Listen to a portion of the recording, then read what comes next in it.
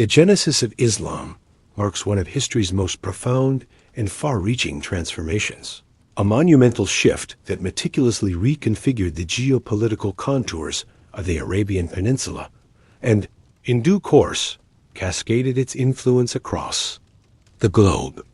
It unfolds as a compelling narrative, deeply rooted in ancient customs, punctuated by dramatic divine revelations, and culminating in the meticulous forging of a novel socio-political order from the very crucible of pervasive tribal anarchy. How's your day going so far?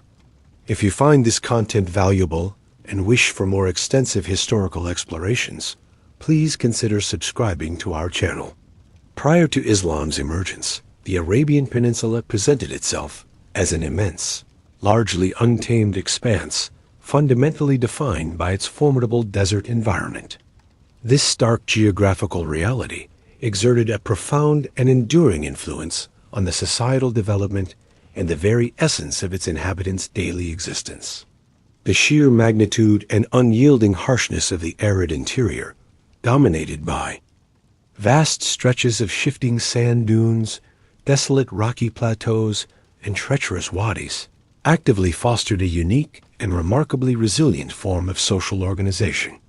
This structure was overwhelmingly tribal, where the bonds of kinship were not merely significant, but absolutely indispensable for individual survival, collective security, and the articulation of personal and group identity. The Bedouin nomads, veritable masters of adaptation and survival within this unforgiving landscape, traversed the immense, parched deserts, their lives intricately synchronized with the erratic rhythms of the seasons and the critically scarce availability of water, sources and pasture for their vital livestock. Their existence was a continuous testament to fierce independence, an unwavering allegiance to their immediate clan, known colloquially as Kabila or Ashira, and a deeply ingrained suspicion of outsiders, whom they often perceived as potential competitors for their severely limited resources. This ceaseless movement and the primary loyalty directed solely towards the tribe, rather than any larger, unifying political entity, contributed significantly to a profoundly fragmented political landscape where the very notion of a centralized, cohesive state was virtually non-existent. Each tribe operated as an autonomous unit, bound by its own customs and leadership.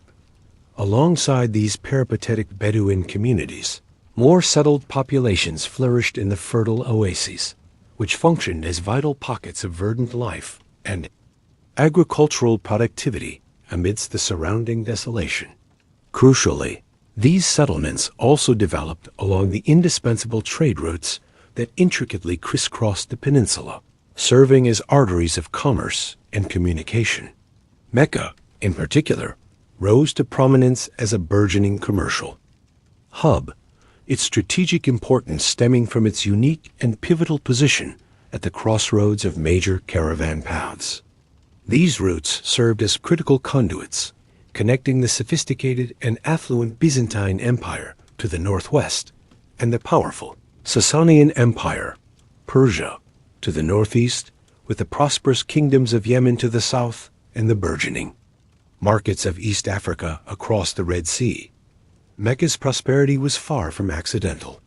It was painstakingly constructed upon a lucrative trade of highly valued commodities such as exotic spices, fragrant frankincense, precious myrrh, luxurious perfumes, fine textiles, and other sought-after goods, solidifying its status as an indispensable economic nexus for the entire region. The powerful Quraysh tribe, who held sway over Mecca, expertly leveraged their custodianship of the Kaaba, a revered pre-Islamic sanctuary, and their formidable mercantile prowess to establish a dominant position within this extensive trade network, meticulously organizing and safeguarding the vast caravans that courageously traversed the perilous deserts. Yet, despite this vibrant economic activity and the presence of established urban centers, the Arabian Peninsula was conspicuously devoid of any centralized political authority or a unified governmental structure capable of enforcing a universal legal code. Instead, a pervasive system of tribal law and deeply ingrained custom prevailed, where the concepts of honor, muru, fierce vengeance, and the unwavering protection of one's kin, asabiya, were the ultimate arbiters of justice and social order.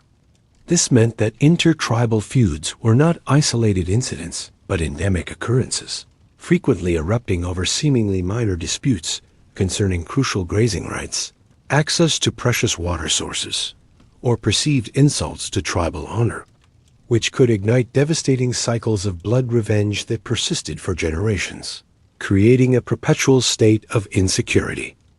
This constant condition of low-level warfare and pervasive insecurity underscored the inherent fragility of life in pre-Islamic Arabia and highlighted a desperate underlying need for a unifying force, a moral compass, and a political structure capable of transcending these deeply entrenched tribal divisions and breaking the relentless cycles of retribution.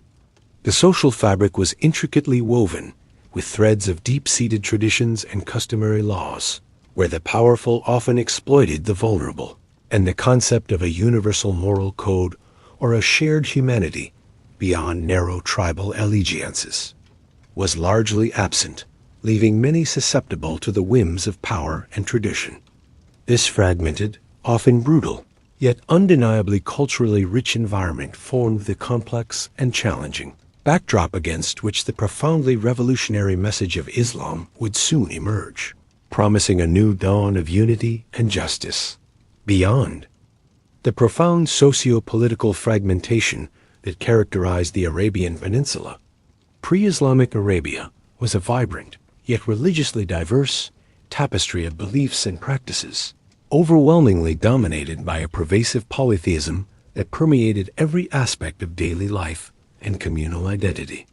The Kaaba in Mecca, even centuries before the advent of Islam, stood as the most revered sanctuary in the entire peninsula, a magnetic focal point for pilgrims from across the region. However, at this juncture in history, it was not a symbol of monotheism, but rather a veritable pantheon, housing an astonishing array of idols, reportedly as many as 360 each, representing various tribal deities, ancestral spirits, and celestial bodies. Among the most prominent of these were Hubal, a chief deity often associated with divination and the moon; Alat, a revered goddess of fertility, protection, and the sun, worshipped particularly in Taif; Manat, a goddess of fate and destiny, especially venerated by the Aus and Khazraj tribes of Yathrib; and Al-Yuh, a powerful goddess of war, strength, and the morning star, whose cult was strong among the Quraysh. These idols were worshipped with specific, elaborate rituals, including circumambulation, tawaf, animal sacrifices, and the presentation of various offerings, all of which drew a steady stream of pilgrims and cemented Mecca's indispensable status as both a spiritual and an economic nexus for all of Arabia. This deep-rooted idolatry was not merely a spiritual practice. It was inextricably intertwined with the substantial economic interests of the ruling Quraysh tribe, who profited immensely from the pilgrimages and the bustling trade fairs that coincided with them. They served as the custodians of the Kaaba, and their immense power and prestige derived significantly from this religious monopoly, which they fiercely protected. However, amidst this widespread polytheistic landscape, pockets of staunch monotheistic communities existed, offering a stark and compelling contrast to the prevailing paganism. Primarily, these were Jewish tribes who had settled in fertile oases like Yathrib, later Medina, Khabar, and Fadak centuries earlier, often migrating from the Levant following various diasporas. They were not merely isolated groups. They were active participants in the local economy, engaging in agriculture, craftsmanship, and trade.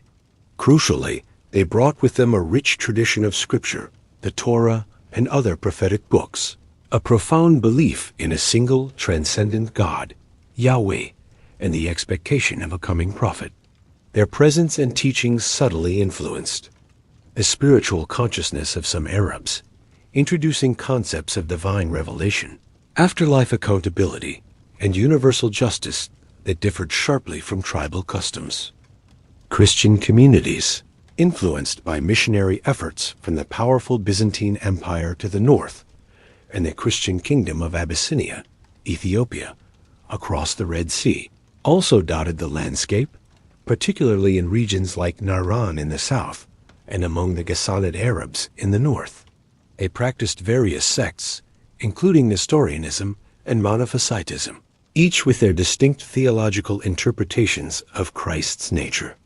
These Abrahamic traditions, with their emphasis on a singular, all-powerful creator and a universal moral code, provided a counter-narrative to the prevailing paganism and subtly introduced concepts of divine judgment and a shared human destiny that transcended tribal boundaries. Furthermore, a unique group known as the Hanifs emerged, indigenous monotheists who explicitly rejected idolatry and the polytheistic practices of their contemporaries, but did not strictly adhere to Judaism or Christianity. They sought a purer, primordial form of worship, believing in the God of Abraham, a return to what they perceived as the original monotheistic faith. Their quest for absolute truth and spiritual purity reflected a profound spiritual yearning that transcended narrow tribal boundaries, indicating a nascent spiritual awakening in certain segments of Arabian society, a yearning for something more profound than the worship of carved stones. Culturally, pre-Islamic Arabia was renowned for its extraordinarily vibrant and sophisticated oral tradition, particularly its highly refined poetry, eloquence, verbal dexterity, and the ability to compose compelling, intricate verses were not merely appreciated, but were highly prized social virtues, often determining a person's standing within their tribe. Poets, shair, served as vital figures in society. They were the historians, meticulously chronicling tribal glories, genealogies, and significant events. They were propagandists, skillfully satirizing enemies and glorifying allies, boosting tribal morale.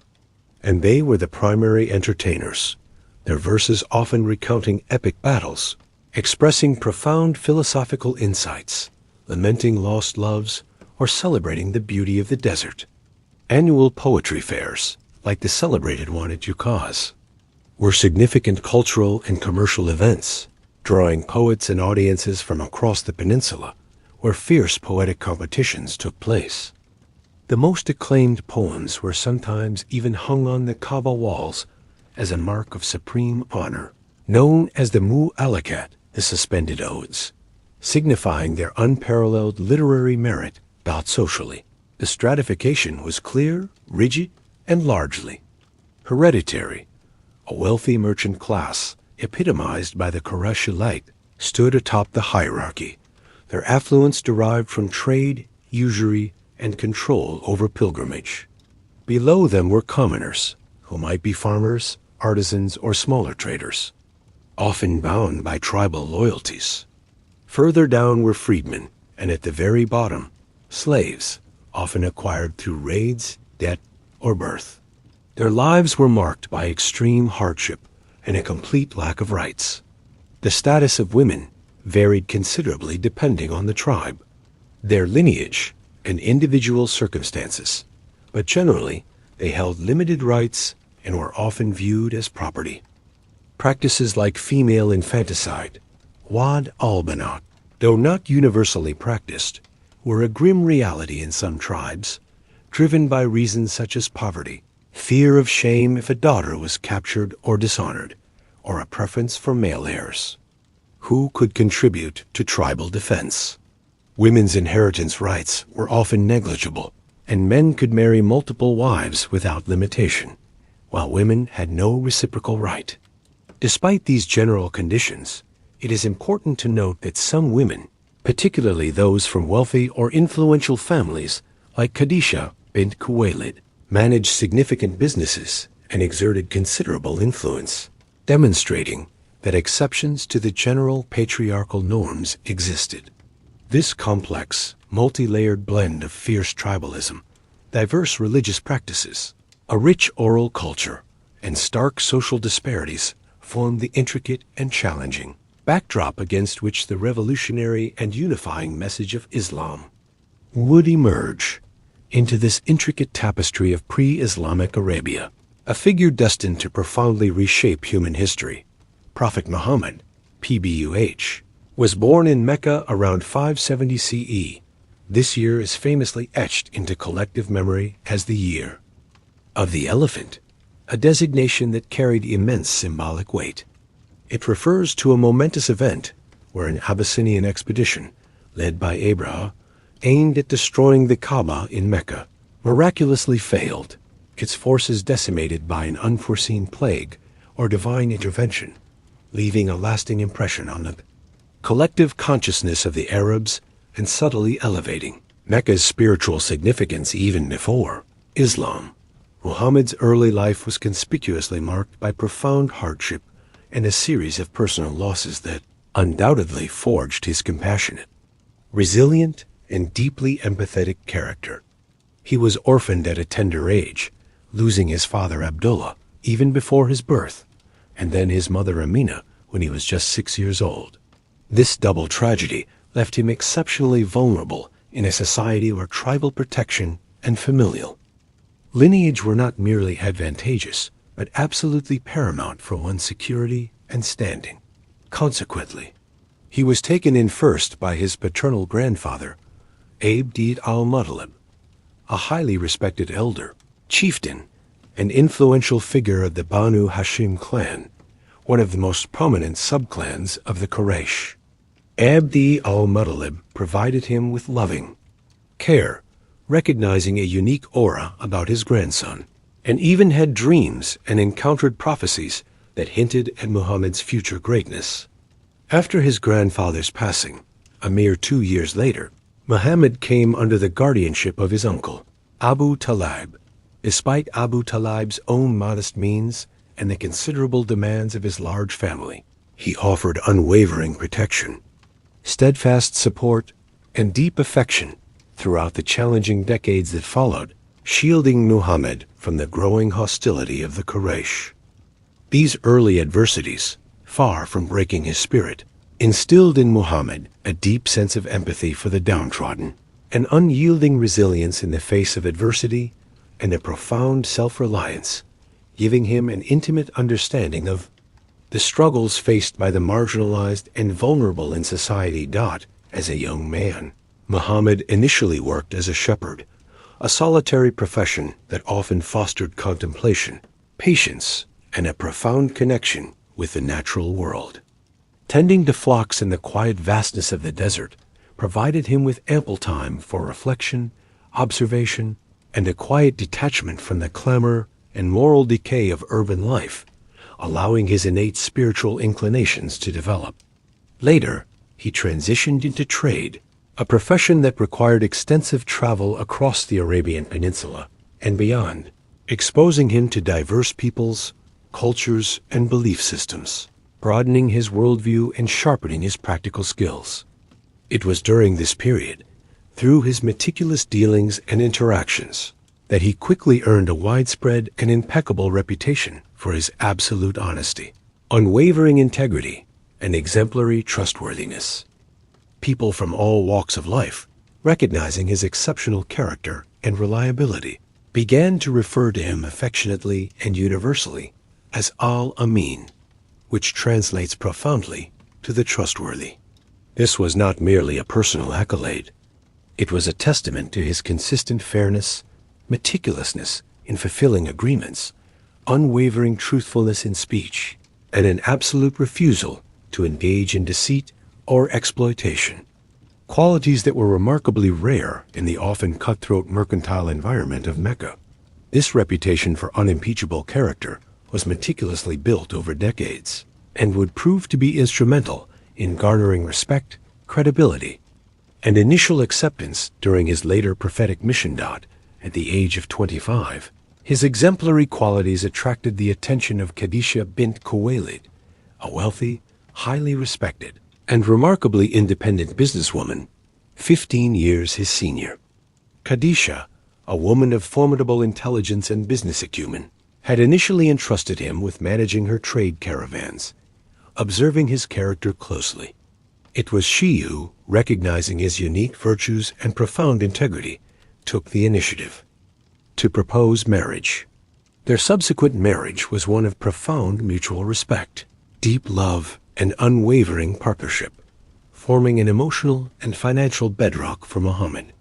Khadija became his first and most steadfast supporter throughout the initial, challenging, and often terrifying years of his prophethood, providing crucial emotional stability and unwavering belief when he needed it most. Their relationship was one of true equals, a rarity in the patriarchal society of the time. Mecca itself, at this juncture, was more than just a thriving commercial hub. It was the spiritual heart of Arabia, its prestige and power largely controlled by the powerful Quraysh tribe, who meticulously managed the Kaaba and its associated pilgrimage rituals, deriving immense prestige and wealth from them. Muhammad, despite his humble beginnings as an orphan, was a member of the Banu Hashim clan, a respected sub-clan of the Quraysh, which afforded him a degree of tribal protection, albeit one that would be severely tested. His integrity was so universally regarded that he was chosen to mediate a critical dispute among the various Quraysh clans regarding the placement of the sacred black stone during the rebuilding of the Kaaba, a conflict that threatened to erupt into bloodshed. His wise and diplomatic solution, involving all clan leaders, averted a major tribal war, a testament to his wisdom, fairness, and the trust he commanded from all parties, long before his prophetic call. He also actively participated in the Hilf al-Fujul, a noble pact among several Meccan clans forged to uphold justice, protect the oppressed, and ensure that no one, especially strangers or the vulnerable, was wronged in their city, demonstrating his innate inclination towards righteousness and social justice. As he approached his 40th year, Muhammad increasingly sought solitude and spiritual solace, retreating frequently to the tranquil cave of Hira on Mount Nur, just outside Mecca. This practice of prolonged contemplation and reflection, away from the clamor, idolatry, and social injustices of the city, was a deep spiritual quest, setting the profound stage for the monumental and life-altering events that were soon to unfold, marking the beginning of his prophetic journey and the dawn of a new era.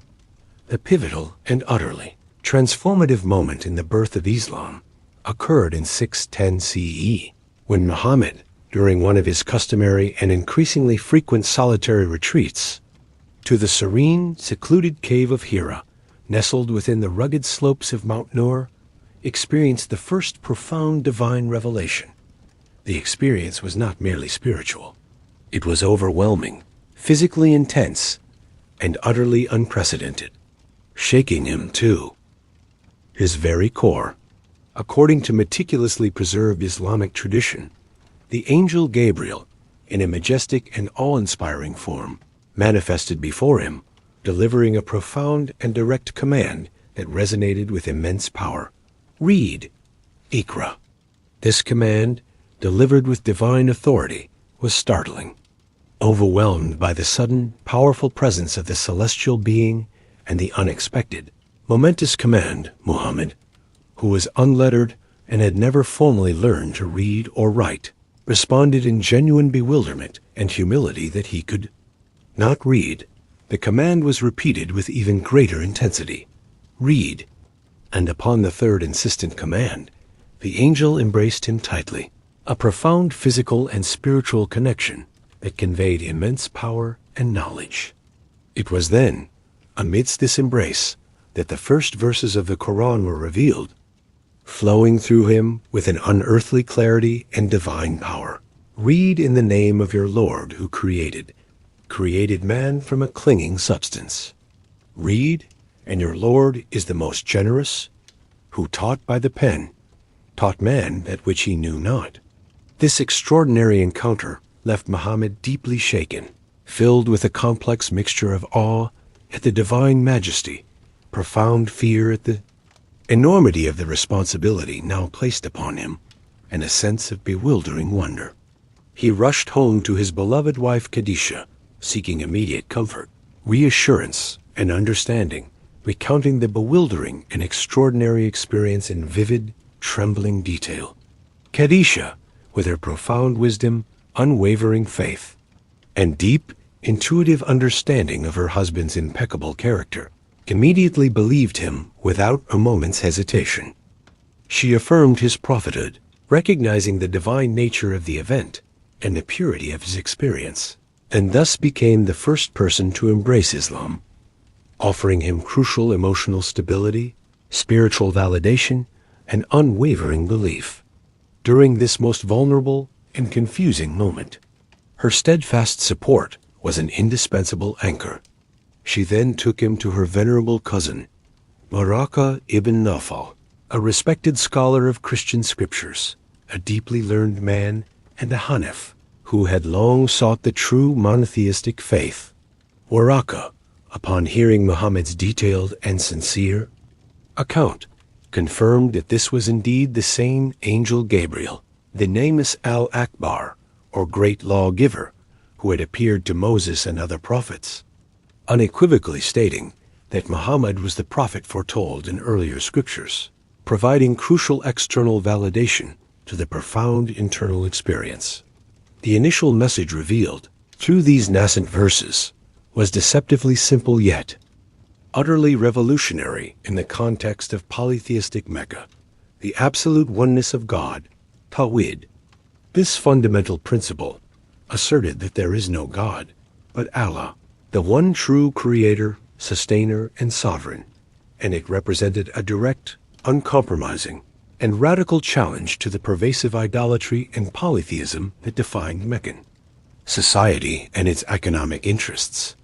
It emphasized the complete rejection of all forms of idolatry, the worship of multiple deities, and the veneration of anything or anyone other than the one true, transcendent creator.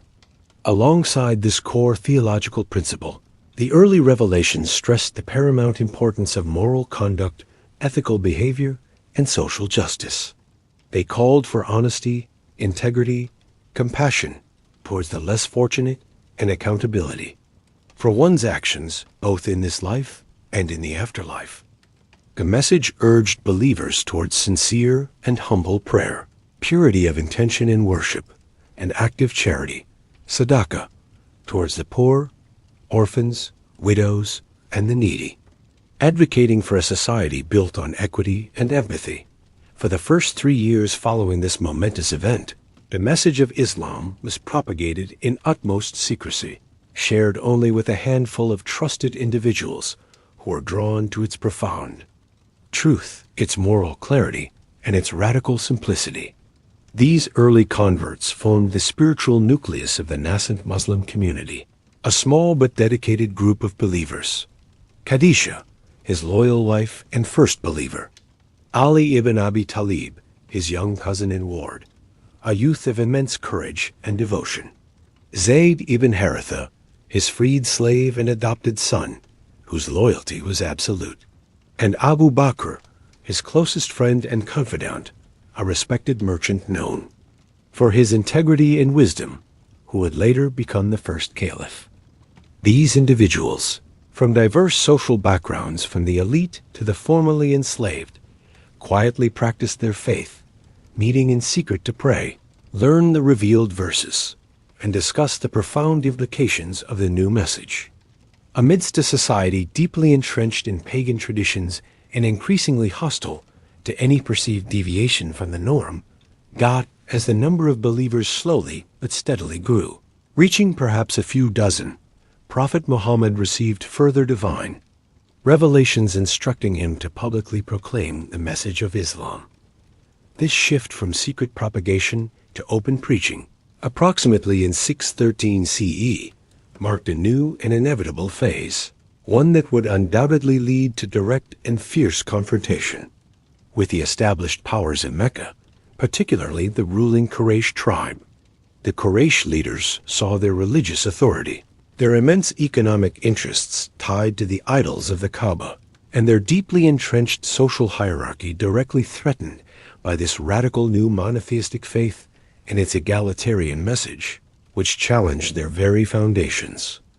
The concept of prophethood, as understood in Islam, was not merely about receiving divine messages. It was equally about guiding humanity towards righteousness, establishing justice in society, and serving as a perfect living example, Uswa, Hasana, for believers to emulate in all aspects of their lives, from personal conduct to communal governance. This public declaration was a declaration of war on the status quo, setting the stage for years of persecution and struggle. The public proclamation of Islam, undertaken in accordance with divine command, inevitably ignited a fierce, multi-layered, and increasingly brutal opposition from the Quraysh, the dominant and aristocratic ruling tribe of Mecca. Their resistance was far from a simple ideological disagreement. It stemmed from a complex web of deeply intertwined concerns that threatened the very foundations of their power, their immense economic prosperity, and their deeply entrenched traditional way of life. Firstly, the uncompromising message of Tawhid, the absolute oneness and indivisibility of God, represented a direct and existential challenge to their deeply ingrained polytheistic beliefs and practices. The Kaaba, the central sanctuary, was not merely a place of worship, but a veritable pantheon, housing hundreds of idols, each representing tribal deities or ancestral spirits, whose veneration was central to Meccan religious identity. Islam's call for the exclusive worship of one God, Allah, and the complete rejection of all idols, directly undermined the religious authority of the Quraysh, who served as the custodians of these idols and the associated pilgrimage rituals. This was not just a spiritual threat, it was a profound assault on their prestige and legitimacy as leaders of Arabia's religious heartland. Secondly, and perhaps even more acutely, the new faith posed a significant economic threat. The idols within the Kaaba were not merely spiritual symbols, they were the cornerstone of a massive pilgrimage industry that attracted tribes from across Arabia, generating immense wealth for the Quraysh through trade, services, and offerings. Islam's monotheistic doctrine, which mandated the eventual removal of these idols, meant the abolition of this lucrative revenue stream, effectively dismantling the economic engine that sustained Mecca's prosperity and the Quraysh's mercantile empire. Their entire financial model was predicated on pagan worship, and Islam directly jeopardized this. Thirdly, Islam's revolutionary emphasis on social equality, justice, and compassion directly challenged the established social order from which the Quraysh elite benefited immensely. The message rejected tribal hierarchies, distinctions based on wealth, lineage, or social status, and condemned the exploitation of the vulnerable. The radical idea that a former slave could stand equal to a wealthy merchant in the eyes of God, or that wealth did not confer inherent superiority or impunity, was deeply unsettling and perceived as a direct assault on their aristocratic sensibilities, their traditional privileges, and their entire system of social stratification, which included widespread slavery.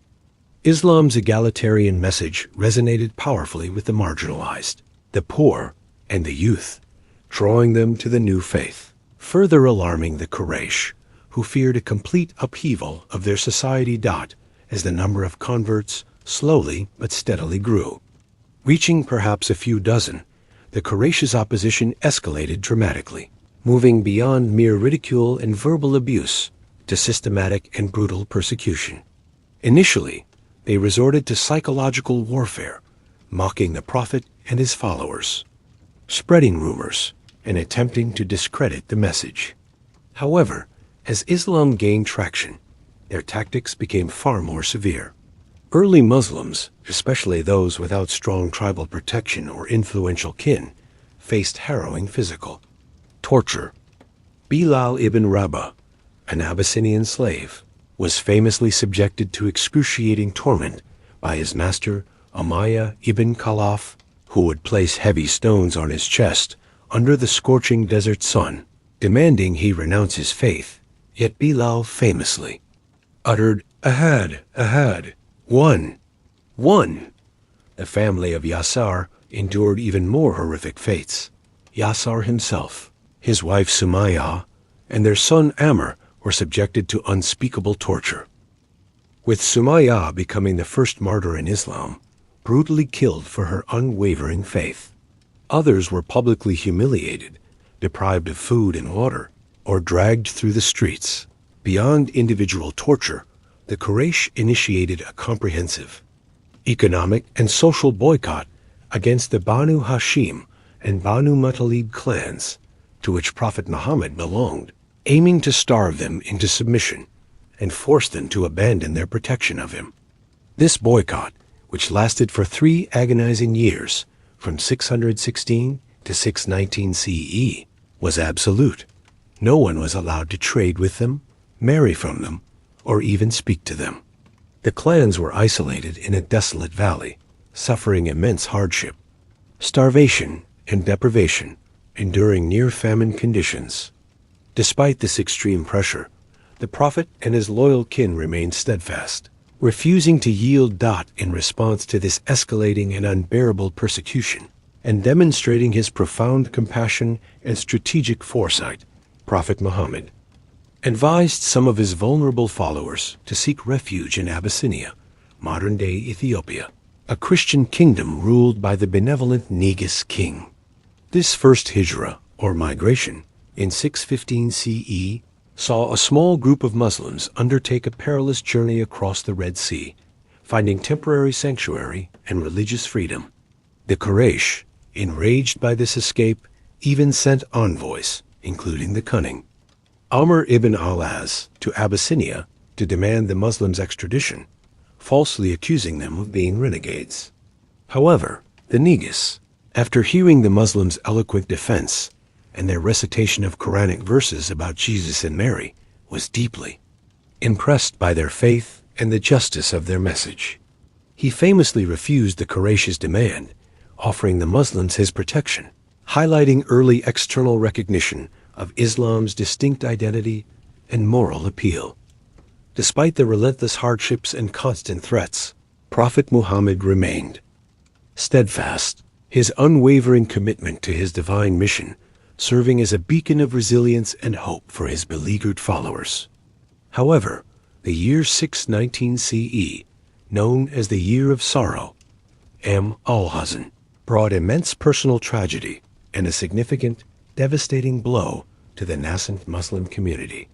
Within a short span of weeks, Prophet Muhammad lost 2 of his most crucial pillars of support, his beloved wife Khadijah, his first believer, emotional anchor, and unwavering financial supporter, whose faith and comfort had been indispensable during the terrifying initial revelations and subsequent persecution. And then his protective uncle Abu Talib, who, though not a Muslim himself, had steadfastly shielded him from the worst of Quraysh aggression through his tribal authority. These profound deaths deprived him of crucial emotional stability and vital physical protection, leaving him more vulnerable than ever to the Quraysh's intensified hostility and open threats to his life. With the loss of Abu Talib's powerful tribal protection, the Prophet's life itself was in greater danger, as the boycott was lifted, but direct physical harm became a real possibility. This immense personal grief and the escalating external threats forced him to actively seek new avenues for the propagation of Islam and a safer haven for his beleaguered community, leading him to explore possibilities beyond Mecca, including the ill-fated journey to Taif, where he was met with stoning and rejection, further emphasizing the dire circumstances that would eventually lead to the momentous migration to Medina. The relentless search for a new sanctuary and a more receptive environment for the burgeoning message of Islam, following the profound personal losses and intensified persecution of the Year of Sorrow, and the disheartening rejection in Taif, culminated in a series of clandestine yet profoundly significant meetings that would irrevocably alter the course of human history. In 620 CE, during the annual pilgrimage season, a period when tribal hostilities were traditionally suspended, Prophet Muhammad encountered a small group of pilgrims from Yathrib, a large and fertile oasis city located approximately 200 miles north of Mecca. Yathrib presented a stark contrast to Mecca's mercantile focus. It was an agricultural hub, rich in date palms and arable land, but critically, it was plagued by generations of bitter and exhausting intertribal feuds, particularly between its two dominant Arab tribes, the Aus and the Khazraj. These incessant conflicts had bled both tribes dry, leaving them yearning for a unifying figure, an impartial arbiter, and a lasting peace that their own customs and alliances could not provide.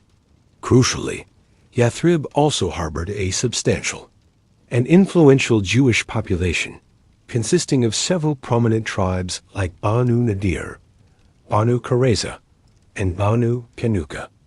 These Jewish communities, through their scriptures and long-standing presence, had familiarized the Arab inhabitants with the concept of monotheism, the history of prophets, and the expectation of a coming prophet, subtly preparing the ground for Muhammad's message, recognizing Muhammad's widespread reputation for honesty, wisdom, and fairness, qualities that stood in stark contrast to the volatile tribal politics of Yathrib, and perhaps seeing in his message a potential solution to their chronic internal strife and a fulfillment of ancient prophecies.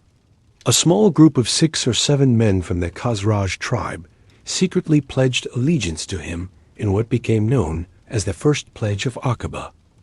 This initial pledge was primarily spiritual, focusing on the core tenets of monotheism, the rejection of idolatry and adherence to fundamental moral principles such as abstaining from theft, adultery, and infanticide. It was a glimmer of hope, the first direct contact and acceptance of Islam from outside the hostile confines of Mecca, indicating a potential opening for the beleaguered Muslim community.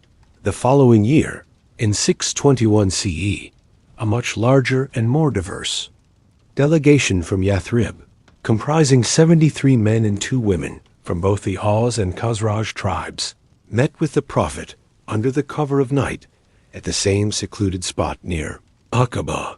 This meeting resulted in the Second Pledge of Aqaba, a far more comprehensive and politically significant oath. Here, they not only reaffirmed their acceptance of Islam, but, crucially, extended a formal and binding invitation for Prophet Muhammad and all his followers to migrate to Yathrib.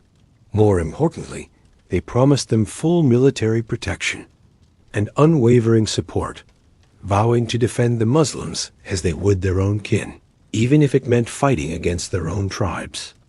This commitment transformed the spiritual pledge into a full-fledged political and military alliance, offering a beacon of hope and a secure base for the nascent Muslim community to thrive and establish its own governance. In 622 CE, faced with an increasingly hostile and unbearable environment in Mecca, where persecution had intensified to the point of a confirmed plot by the Quraysh leaders to assassinate him, Prophet Muhammad received divine permission to act upon the invitation. From Yathrib, he instructed his followers to gradually and discreetly migrate to Yathrib, emphasizing secrecy to avoid detection and interception by the vigilant Quraysh. This mass exodus, known as the Hijra migration, was a perilous journey undertaken in small, clandestine groups to minimize risk. The emigrants, known as the Muhajirin, left behind their homes, their property, and their livelihoods, carrying little more than their faith and the clothes on their backs, demonstrating immense sacrifice and unwavering conviction. Prophet Muhammad himself, accompanied only by his loyal and courageous companion Abu Bakr, embarked on the journey last, narrowly escaping a Quraysh pursuit that came perilously close. Their strategic evasion involved hiding in the secluded cave of Thor for 3 days, while the Quraysh search parties scoured the area, and then taking an unconventional, circuitous route to Yathrib. This escape, fraught with danger, underscored the gravity of the situation and, for believers, highlighted the role of divine protection and the prophet's strategic cunning. Upon their arrival in Quba, a village just outside Yathrib, Muhammad made his first stop, marking the initial steps of community building in their new home. Here, he personally laid the foundation of Masjid al-Quba, the first mosque in Islam, a symbol of the community's spiritual and social gathering point. His triumphant entry into Yathrib, henceforth known as Medina, Medinat al-Nabi, city of the Prophet, was met with an outpouring of joy, celebration, and fervent welcome from the Ansar, the helpers, the people of Medina who had embraced Islam. They lined the streets, singing songs of welcome, eager to receive their new leader and the message of peace he brought. The Hijra was far more than a mere change of residence. It was a profound paradigm shift, a watershed moment in Islamic history. It marked the transition from a persecuted minority group struggling for survival under oppression to a nascent, self-governing community with political autonomy and a defined territory. So significant was this event that it was later designated as the starting point of the Islamic calendar, symbolizing the birth of the Islamic State, the establishment of its political independence, and the dawn of a new era where the community of believers could freely practice their faith, establish their laws, and build a society based on divine principles. It was in Medina that the foundational principles of Islamic governance, social justice, and community cohesion would be meticulously laid, practically implemented, and refined, transforming a spiritual movement into a socio-political force. Upon his arrival in Medina, a city previously known as Yathrib, Prophet Muhammad PBUH immediately embarked upon the monumental and unprecedented task of establishing the framework for a cohesive, just, and pluralistic society, effectively laying the foundational stones for what would become the very first Islamic state. This was not merely the creation of a religious community, but the meticulous construction of a socio-political entity designed to transcend the deeply ingrained tribalism that had historically fragmented the Arabian Peninsula. His first, and arguably most significant act of state building was the drafting of the Constitution of Medina, Sahifat al-Madina, a groundbreaking and visionary document that stands as a testament to his political genius and foresight.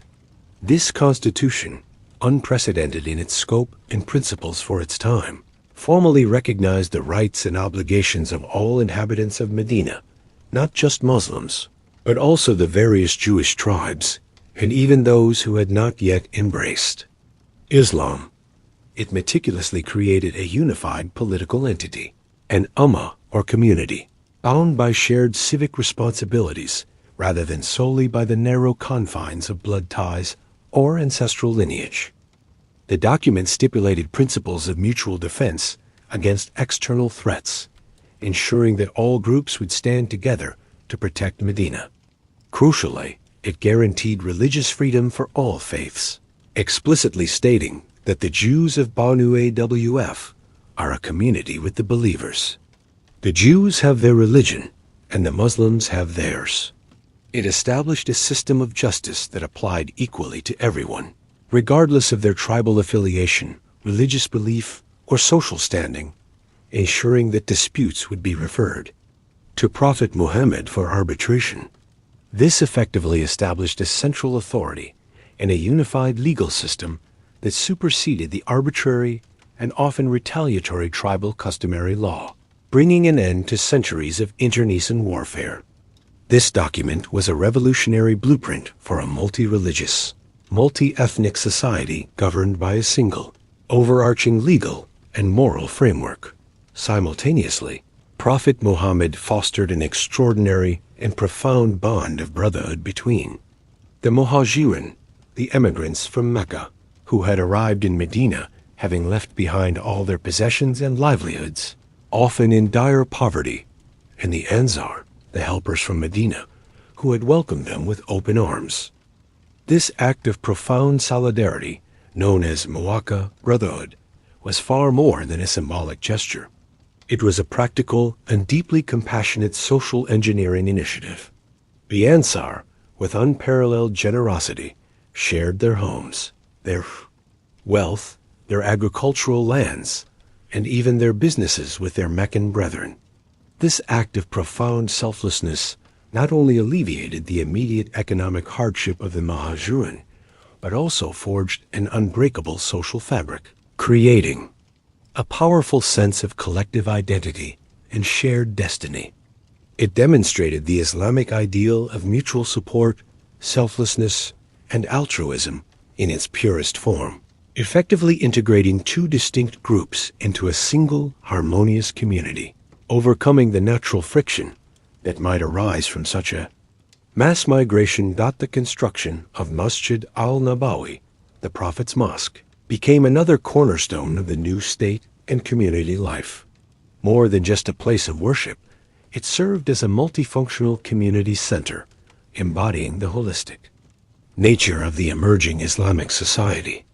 It was a place of prayer, naturally, but also a court of justice where disputes were resolved impartially, an educational institution, the Safa, a shaded area where companions, particularly the poor, learned and recited the Quran and traditions, a place for social gatherings, a strategic planning center for military matters, and even a rudimentary hospital.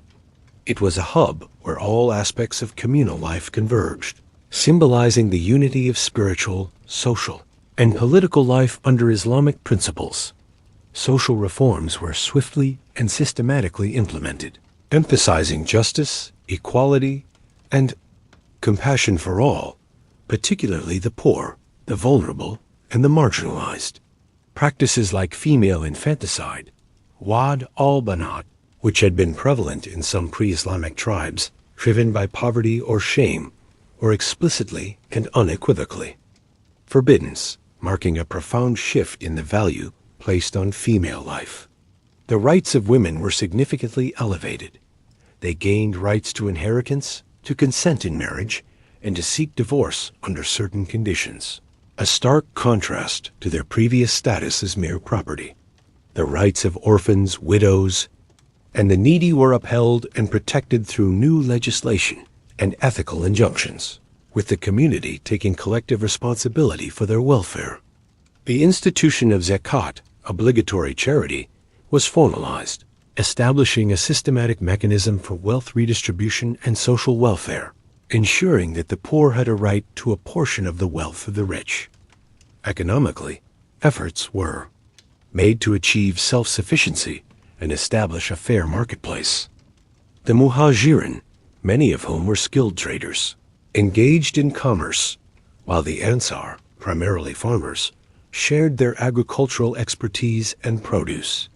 The Prophet himself participated in these efforts, setting an example of hard work, humility, and dedication to the community's welfare, often working alongside his companions in building the mosque or digging trenches. During this period in Medina, many fundamental principles of Islamic law, Sharia, and governance began to crystallize, derived from ongoing divine revelations and the Prophet's practical application of these principles in resolving disputes, administering justice, and managing public affairs. Medina became a living laboratory for the practical implementation of Islamic ideals, demonstrating how a community could thrive under a system based on divine guidance, social equity, collective responsibility, universal human dignity, and a commitment to justice for all, laying the foundations for a truly transformative civilization that would soon expand far beyond the confines of the Arabian Peninsula. The establishment of the Islamic State in Medina, meticulously forged through the Constitution of Medina, and the profound bond between the Muhajirin and Ansar, while a monumental triumph for the nascent Muslim community, also inevitably ushered in a period of intense and unavoidable conflict with the formidable Quraysh of Mecca. The Quraysh, still reeling from the loss of their economic and spiritual control over a significant portion of their population, viewed the growing power and independent existence of Medina and the thriving Muslim state within it as an existential threat to their economic hegemony, their religious authority, and their deeply entrenched traditional way of life. The early years in Medina were thus marked by a series of crucial battles and strategic maneuvers that rigorously tested the resilience, faith, and military prowess of the Muslims, shaping their identity as a unified force. The Battle of Badr, fought in 624 CE, 2a, stands as the first major military confrontation and a defining moment in the nascent Islamic State's history. Initially, the Muslims had set out to intercept a wealthy Quraysh caravan returning from Syria, led by the astute Abu Sufyan. This was not merely an act of plunder, but a calculated economic reprisal for the property and wealth the Meccan Muslims had been forced to abandon during their hijrah, and a means to weaken the Quraysh's economic lifeline. However, the caravan, alerted to the Muslim advance, managed to evade them, and instead, a much larger, heavily armed Quraysh army of over 900 seasoned warriors, driven by vengeance and a desire to crush the Muslim threat decisively, marched to confront the small Muslim force. Outnumbered nearly 3-1, approximately 313 poorly equipped Muslims against their well-provisioned and numerically superior adversaries, the small Muslim army, under the direct leadership of Prophet Muhammad, achieved a decisive and astonishing victory. This miraculous triumph, attributed by Muslims to divine intervention and the unwavering faith, discipline, and courage of the believers, significantly boosted their morale, established their military credibility on the Arabian Peninsula, and sent a clear, unequivocal message to their enemies that the new state was a formidable force to be reckoned with. It was a pivotal moment that solidified the community's belief in their divine mission and the Prophet's inspired leadership, proving that faith and unity could overcome overwhelming odds. The victory at Badr also led to the capture of prominent Quraysh leaders, further diminishing Mecca's prestige. However, this exhilarating victory was followed by the Battle of Uhud in 625 CE, 3a, which served as a painful yet invaluable lesson in military discipline and the consequences of disobedience. The Quraysh, seeking fierce revenge for their humiliating defeat at Badr, marched with a much larger and better equipped army of 3,000 men, including a formidable cavalry contingent led by the brilliant tactician Khalid ibn al-Walid, who had not yet embraced Islam. Despite initial success for the Muslims, a critical tactical error by a group of Muslim archers, who were strategically positioned on a hill overlooking the battlefield to protect the Muslim flank, proved devastating. They abandoned their crucial position prematurely to collect spoils, believing the battle was won. This lapse in discipline allowed Khalid ibn al-Walid's cavalry to execute a devastating counterattack, encircling the Muslim forces. This resulted in a significant setback for the Muslims, the loss of many brave lives, including the Prophet's beloved uncle Hamza, and the Prophet himself being wounded. This battle underscored the critical importance of discipline, unwavering obedience to leadership, and perseverance, even in the face of apparent victory, and taught the community a harsh lesson about the consequences of neglecting strategic orders and succumbing to worldly temptations. It also demonstrated the resilience of the Quraysh and the continued threat they posed. 2 years later, in 627 CE, 5a, the Quraysh, having formed a massive confederacy with various powerful Bedouin tribes, and even some Jewish factions from Medina who had broken their treaties, launched a massive and concerted siege against Medina in what became known as the Battle of the Trench or Kondak. This was an unprecedented show of force, with an estimated 10,000 Confederate troops aiming to utterly annihilate the Muslim community. Following the ingenious advice of Salman al-Farsi, a Persian companion, The Muslims undertook the arduous and unfamiliar task of digging a deep, wide defensive trench around the vulnerable northern parts of the city, a military tactic previously unknown in Arabian warfare. The siege lasted for nearly a month, with the Confederate forces unable to breach Medina's formidable defenses. The trench proved an insurmountable obstacle for their cavalry and infantry. Ultimately, internal dissension among the besiegers, combined with harsh weather conditions, a fierce and relentless sandstorm that disrupted their camps, and what Muslims believe was divine intervention, led to their demoralization and eventual withdrawal, marking a strategic victory for the Muslims and a humiliating failure for the Confederacy. This battle, fought primarily as a war of attrition and psychological warfare, demonstrated the Muslims' strategic ingenuity and their ability to defend their homeland against overwhelming odds, effectively breaking the military power of the Quraysh and their allies. Despite these intense military engagements, Prophet Muhammad also demonstrated remarkable diplomatic acumen and strategic foresight, understanding that not all conflicts could be resolved through force. The Treaty of Hudaybiyah, signed in 628 CE 6a, initially appeared to be a concession to the Quraysh. The Muslims, who had set out for Mecca to perform the pilgrimage, Umrah, were prevented from entering the city. The terms of the treaty seemed unfavorable. Muslims were to return to Medina that year without performing Umrah. Any Meccan who came to Medina as a Muslim without guardian permission would be returned, but any Muslim who defected to Mecca would not be returned, and thus a 10-year truce was established. Many companions found these terms deeply disheartening. However, this treaty proved to be a strategic masterpiece. The 10-year truce it established provided a crucial period of peace, allowing Islam to spread rapidly through peaceful propagation, dua and conversions, as tribes were no longer forced to choose sides in the ongoing conflict between Mecca and Medina.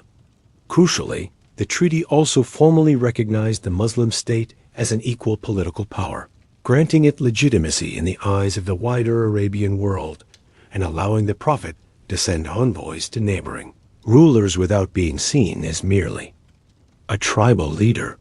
This period of relative calm also allowed the Muslim community to address internal challenges, consolidate its strength, and prepare for future expansion, setting the stage for the eventual peaceful conquest of Mecca and the widespread acceptance of Islam across the peninsula.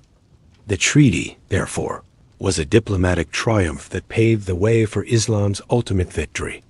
The Treaty of Hudaybiyah, initially perceived by some of the companions as a deeply disheartening setback due to its seemingly unfavorable terms, ultimately proved to be a profound masterstroke of diplomacy and strategic foresight, ushering in a period of unprecedented growth and peaceful propagation for the nascent faith of Islam. This cessation of hostilities, even if initially a 10-year truce, allowed the vibrant message of Islam to spread far beyond the immediate conflict. Zones of Mecca and Medina, reaching tribes and communities who had previously been wary of aligning with either side due to the ongoing state of war. The psychological barrier that had long existed between Mecca and Medina began to crumble, fostering an environment conducive to dialogue and understanding. People could now travel freely, observe the Muslim community's just governance in Medina, and listen to the Prophet's teachings without fear of tribal reprisal or Quraysh retaliation. This period of relative peace created an ideal environment for intensive dua, invitation to Islam, through persuasion, moral example, and intellectual discourse, rather than through military confrontation. Tribes and individuals who had remained neutral or even subtly hostile now had the opportunity to visit Medina, witness firsthand the profound social transformations, the equitable justice system, and the deep sense of brotherhood that characterized the Muslim community. This direct exposure led to a surge in conversions, far exceeding the numbers seen during the preceding years of conflict and persecution. Significantly, this era witnessed the embrace of Islam by many prominent figures and influential leaders, including two of the greatest military commanders of the time, Khalid ibn al-Walid and Amr ibn al-As. Khalid, a brilliant military strategist who had previously inflicted the painful setback at Uhud, represented the very pinnacle of Quraysh military prowess. His conversion, alongside Amr, a shrewd diplomat and cunning politician, signaled a major shift in the balance of power and intellectual might within the Arabian Peninsula. Their embrace of Islam demonstrated its profound appeal beyond the initial marginalized groups, reaching the very elite of Meccan society, showcasing its universal resonance. With the establishment of the truce, Prophet Muhammad also seized the opportunity to extend Islam's reach beyond the Arabian Peninsula. He dispatched letters and envoys to various rulers of neighboring empires and kingdoms, including the Byzantine Emperor Heraclius, the Sasanian Emperor Khosrow II of Persia, the Negus of Abyssinia, the ruler of Egypt, and the chieftains of the Ghassanid and Lakhmids. These diplomatic overtures were a bold and visionary move, asserting Islam's universal claim and transcending the narrow confines of tribal politics, positioning it as a global message for all humanity. While not all rulers converted, these diplomatic initiatives established Islam's presence on the international stage and demonstrated its confidence as a rising power, no longer merely a localized tribal movement. However, the peace established by Hudaybiyah was tragically short-lived. In 630 CE, the terms of the treaty were flagrantly violated by the Quraysh and their allied tribe, the Banu Bakr. The Banu Bakr launched a surprise attack on the Banu Qusa, a tribe allied with the Muslims, committing atrocities and breaking the spirit and letter of the treaty, which explicitly stipulated non-aggression between all signatories and their allies. The Banu Qusa appealed directly to Prophet Muhammad for help, invoking the terms of their alliance. This blatant breach provided the Prophet Muhammad with a legitimate and morally justifiable reason to march on Mecca, not as an aggressor, seeking vengeance, but as an enforcer of justice and a protector of his allies. Upholding the sanctity of treaties, Prophet Muhammad meticulously prepared for this decisive expedition. He assembled a formidable army of 10,000 Muslims, an unprecedented force in Arabian history, meticulously maintaining strict secrecy about their destination to prevent any preemptive resistance or bloodshed. The march itself was swift, disciplined, and strategically executed, with the Muslim forces converging on Mecca from multiple directions, effectively surrounding the city. The sheer size, organization, and discipline of the Muslim force, coupled with the overwhelming element of surprise, utterly demoralized and overwhelmed the Quraysh, who were caught unprepared and realized the futility of resistance. Abu Sufyan, the longtime leader of the Quraysh opposition and a key figure in their resistance, seeing the overwhelming force and the clear intention of mercy, surrendered after being offered protection and a guarantee of safety for those who remained in their homes or sought refuge in the Kaaba. The conquest of Mecca, Fath Makkah, in 630 CE was, remarkably, a largely bloodless victory, a testament to the Prophet's strategic brilliance, his profound commitment to mercy, and his unwavering desire for reconciliation rather than vengeance. Upon entering the city, Prophet Muhammad, mounted on his camel, immediately proceeded to the Kaaba. There, he personally oversaw the cleansing of the sanctuary from the 360 idols that had defiled it for centuries. He struck them down with his staff, reciting the powerful Quranic verse, "Truth has come, and falsehood has vanished. Indeed, falsehood is ever bound to vanish." Quran 17-81. This symbolic act of purification marked the definitive triumph of Tawhid, monotheism, over polytheism, and the restoration of the Kaaba to its original monotheistic purpose as built by Abraham. This cleansing was a powerful visual and spiritual declaration, marking a complete break from the pagan past and establishing the new spiritual order. In an act of unparalleled magnanimity and statesmanship, Prophet Muhammad granted a general amnesty to almost all his former persecutors, including those who had inflicted immense suffering upon him and his followers for years, driving them from their homes and attempting to assassinate him. He famously gathered the Meccans and asked, "What do you think I will do to you?" When they, expecting harsh retribution, replied, "You are a noble brother, son of a noble brother," he declared, "Go, for you are free. No reproach on you this day." This extraordinary act of forgiveness, rather than vengeance, deeply impressed the Meccans, many of whom had expected severe punishment or enslavement. It showcased the moral superiority of Islam and the Prophet's character, playing a crucial role in their widespread and voluntary acceptance of Islam, as they witnessed a faith that prioritized mercy, reconciliation, and justice over tribal revenge and retribution. Mecca was thus re-established as the spiritual heart of Islam, its status as the direction of prayer, Qibla, for Muslims, worldwide solidified, while Medina remained the political and administrative capital of the burgeoning Islamic State. Mecca became the sacred center of pilgrimage, the destination for the annual Hajj. The conquest of Mecca signaled the effective consolidation of Islamic authority across the Arabian Peninsula. Many remaining tribes, seeing the fall of Mecca and the Prophet's magnanimity, sent delegations to Medina to declare their allegiance to Islam, leading to the Year of Delegations, 631 CE, where tribes from across Arabia formally embraced the new faith, signifying the near-complete unification of the peninsula under Islamic rule.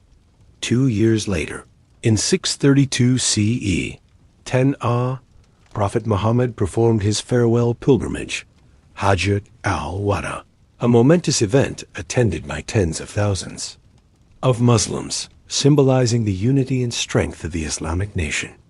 During this pilgrimage, he delivered his final sermon on Mount Arafat, a comprehensive summary of Islamic principles and a profound blueprint for the future of the Muslim community. The sermon emphasized universal justice, the absolute equality of all human beings, rejecting racial, tribal, or social superiority, the sanctity of life, property, and honor, the abolition of all pre-Islamic customs like usury and blood feuds, and the paramount rights of women, ensuring their dignity and protection. He also reminded them to hold fast to the Quran and his Sunnah traditions and practices, as these would guide them after his passing. This sermon served as a final testament to his prophetic mission and a clear, enduring guide for the generations to come, marking the culmination of his prophetic mission and the widespread establishment of Islam throughout Arabia, setting the stage for its global expansion. The passing of Prophet Muhammad, PBUH, in 632 CE, just a few short months after his momentous farewell pilgrimage, was an event of immense and profound shock that reverberated through the nascent Muslim community. It was a moment of deep grief and bewilderment, as the community grappled with the loss of their beloved leader, guide, and the very recipient of divine revelation. His death, though a profound and deeply felt personal loss for every believer, did not, however, halt the extraordinary momentum of the movement he had initiated. Instead, it presented the immediate and critical challenge of succession, a test of the community's adherence to the principles he had established. This challenge was swiftly and democratically addressed with the election of Abu Bakr, the Prophet's closest companion and steadfast supporter, as the first caliph. This crucial decision ensured the continuity of leadership and the preservation of the Islamic State, preventing fragmentation at a most vulnerable juncture and demonstrating the resilience of the political structure forged in Medina. The enduring legacy of this foundational period, however, extends far beyond mere political succession. It lies in the comprehensive, and enduring principles that were meticulously established. At its very core lies the Quran, the verbatim word of God, revealed to Prophet Muhammad in stages over a period of 23 years. Its meticulous compilation into a single authoritative volume shortly after the Prophet's death, and its subsequent standardization ensured its pristine preservation as the ultimate and unalterable source of divine guidance for all Muslims across generations. It is not merely a book of laws, but a living testament to God's will, a profound source of spiritual solace, moral instruction, and intellectual inspiration. Complementing the Quran is the Sunnah, comprising the Prophet's traditions, sayings, hadith, and actions. The Sunnah serves as the practical interpretation and elaboration of the Quranic teachings, providing a comprehensive and living model for all aspects of life, from personal piety and family relations to governance, justice, and warfare. Together, the Quran and Sunnah form the bedrock of Islamic law, Sharia, and ethics, offering a complete blueprint for individual conduct and societal organization. The birth of Islam, therefore, established several core principles that continue to define the faith and its adherents to this day, shaping their worldview and way of life. Firstly, Tawhid, the absolute oneness and uniqueness of God, remains the central and uncompromising tenet. This was not merely a theological assertion, but a revolutionary worldview that dismantled polytheism, idolatry, and all forms of associating partners with God. It liberated humanity from the idolatry, worship of creation, and directed all devotion to the one Creator, fostering a sense of universal brotherhood under a single divine authority, and instilling a profound sense of purpose and accountability. Secondly, Risalah, the concept of prophethood, highlights the continuity of divine guidance through a chain of prophets culminating in Muhammad, who is recognized as the seal of the prophets, bringing the final and complete message. This emphasizes that humanity is not left astray, but consistently guided by divine revelation through chosen individuals who serve as perfect examples. Thirdly, Akhirah, the belief in the afterlife and accountability for one's actions, imbues every aspect of life with profound moral purpose. It asserts that every individual will be held responsible for their deeds, fostering a deep sense of conscience, justice, and ethical conduct, knowing that true reward and punishment lie beyond this transient world. Beyond these theological tenets, Islam championed revolutionary social principles that fundamentally reshaped Arabian society and offered a radical alternative to the prevailing norms. It declared the absolute equality of all believers, regardless of race, social status, wealth, or tribal affiliation, dismantling centuries-old hierarchies based on lineage and privilege. The Quran explicitly states, "Indeed, the most noble of you in the sight of Allah is the most righteous of you." This principle was practically demonstrated in the diverse composition of the early Muslim community and in the Prophet's own actions, where former slaves stood shoulder to shoulder with tribal chiefs. Justice for all, including the marginalized, the oppressed, and even one's enemies, became a paramount ethical and legal imperative. The Prophet tirelessly worked to establish a system where the weak could seek redress against the strong, where fair dealings were mandated, and where corruption was condemned. The importance of charity, zakat, was elevated from a voluntary act to an obligatory pillar of faith, establishing a systematic mechanism for wealth redistribution and social welfare, ensuring that the poor and needy had a recognized right to a portion of the wealth of the rich. This created a foundational social safety net and fostered communal solidarity. Furthermore, the pursuit of knowledge was elevated to a religious obligation, with the Prophet famously stating, "The seeking of knowledge is obligatory for every Muslim." This emphasis on learning, literacy, and intellectual inquiry laid the groundwork for the flourishing of Islamic civilization's scientific and scholarly achievements in subsequent centuries. The rights of women were significantly enhanced, moving them from being mere property to individuals with distinct legal, social, and economic rights, including the right to inheritance, to consent in marriage, and to seek divorce. Practices like female infanticide were abolished, and women were recognized as spiritual equals. This period, therefore, witnessed the birth of a new civilization, one distinct in its comprehensive legal system, Sharia, its egalitarian social structure, its universal moral code, and its political governance, all derived from divine revelation and the Prophet's exemplary life. The transformation from a fragmented, anarchic, and often brutal tribal society to a unified, principled, and just state in just over 2 decades is a testament to the profound impact of Prophet Muhammad's message and his visionary leadership. The immediate aftermath of the Prophet's death, though challenging, saw the community hold steadfast to these principles, successfully navigating the internal challenges of apostasy, Ridda wars, and consolidating the nascent state, demonstrating the robustness of the foundations he had laid.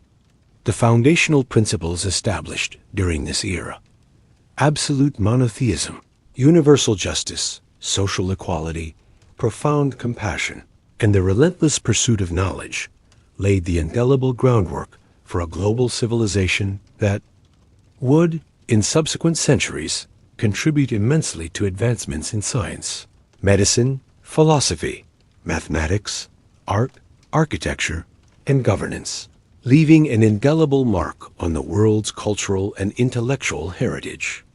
The birth of Islam was not merely the emergence of a new religion, but the genesis of a dynamic, comprehensive force that would shape human history, thought, and culture for millennia to come. Thank you for joining us on this extensive historical journey. We sincerely hope you found this exploration insightful, enriching, and thought-provoking. Until next time, take care and may your pursuit of knowledge continue.